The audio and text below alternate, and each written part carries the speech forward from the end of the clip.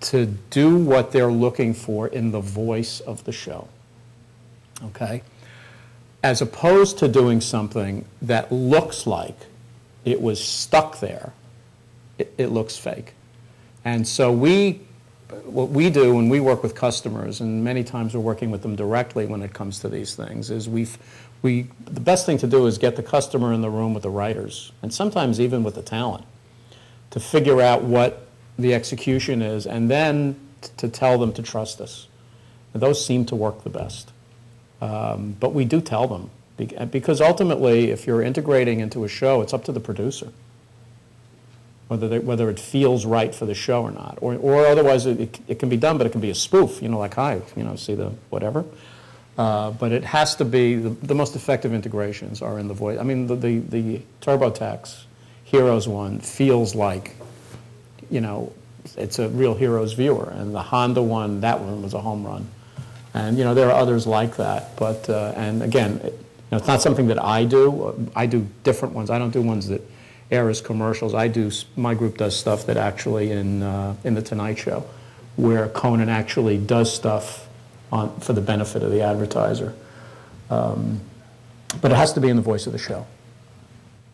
I was curious, how does the social media platform figure into this partnering strategy?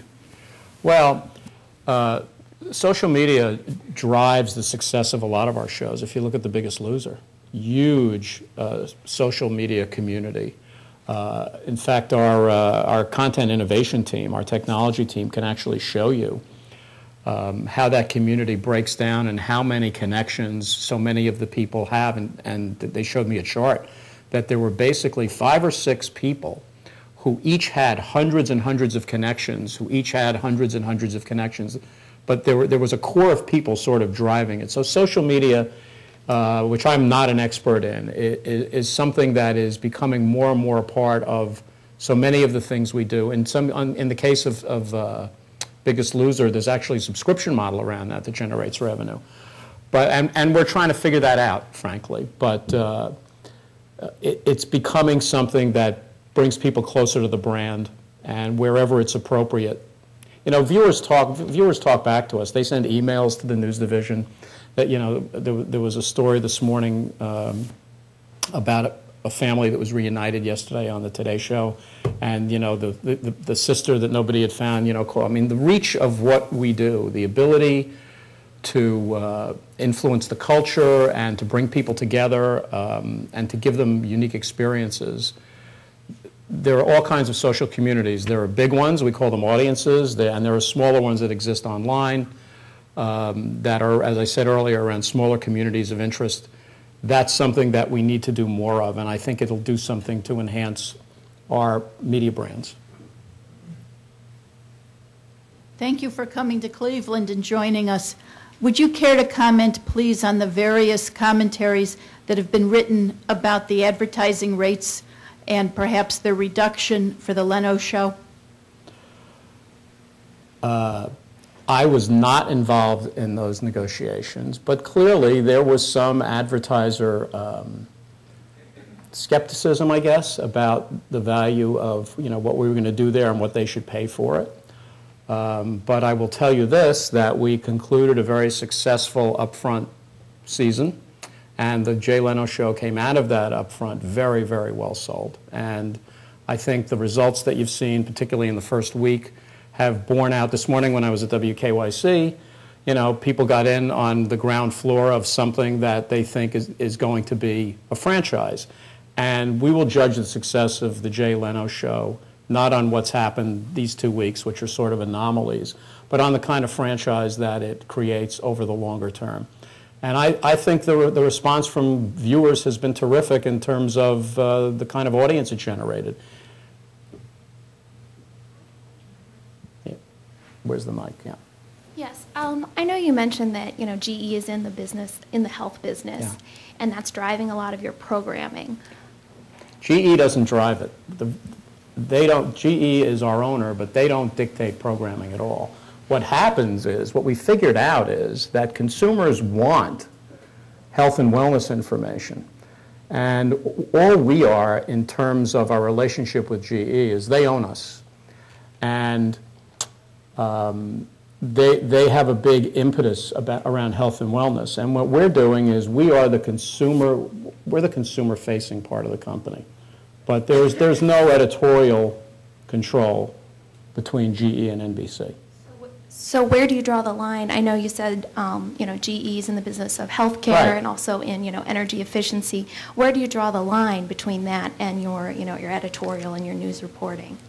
Well, the reality is, and again, I'm not in the news division, but before any of these initiatives existed, we were producing, as I said to you, one of the weeks I mentioned to you was a couple of weeks ago. What consumers want is actionable health and wellness information. That is the kind of stuff you do in information shows like the Today Show, and you do report on medical news in shows such as NBC Nightly News or on MSNBC. And health is so in the air right now that MSNBC recently launched a show every day at noon with Dr. Nancy Snyderman, who's our chief medical editor, because this is a big issue in the country, in the economy, and frankly, it's an issue for everybody in this room. What's going to happen with your health care? What's it going to cost? Who's going to be responsible for it? Who's going to pay for it? What is your responsibility, and what can you do to make sure that you do everything that's in your control to improve your health and wellness? And it's all sort of tied together. Unfortunately, health and wellness is going to become, it is a big economic issue, but it's going to become much more personally an economic issue as everyone is being asked to assume more and more responsibility for their own health care. But to be very clear, and this is clear, that the editorial decisions that are made around health and wellness on our news properties are made by the news division and not by anyone at our owner. In fact, one of the things historically you'll see is that when GE is in the news, NBC reports on it the same way everybody else does. It can't be any other way. Can't be any other way. I'm struck by, you're talking about health and wellness and then dealing with sort of balancing advertising needs. Sure. For example, the issue of obesity. Yeah. And there's so many advertisers that are That's advertising products, soft drinks, sugared cereals for children, all this. How do you balance those kinds of things? It's interesting because I've talked to some of them, and they have a big marketing issue. If you look at companies with hundreds of brands like PepsiCo or even Coca-Cola, they get slammed whenever they put the word health and wellness next to their name, because they also make things that, not in moderation, are not necessarily that good for you. But many of them have brands that are good for you, so they have a marketing issue. But then there are other companies who have transformed their product portfolios to be 100% whole grain. And who are standing up, and they don't have any of those issues. So and then you have the whole issue of pharma and direct-to-consumer advertising and what can they do differently. And frankly, we're very dependent on that category in some of our programming. I'm not saying that it has to be that way, but that's the way it's been. And so the trick is, since we are delivering this information, to try and find to broaden our customer base, and that's what I'm trying to work on, beyond the endemics.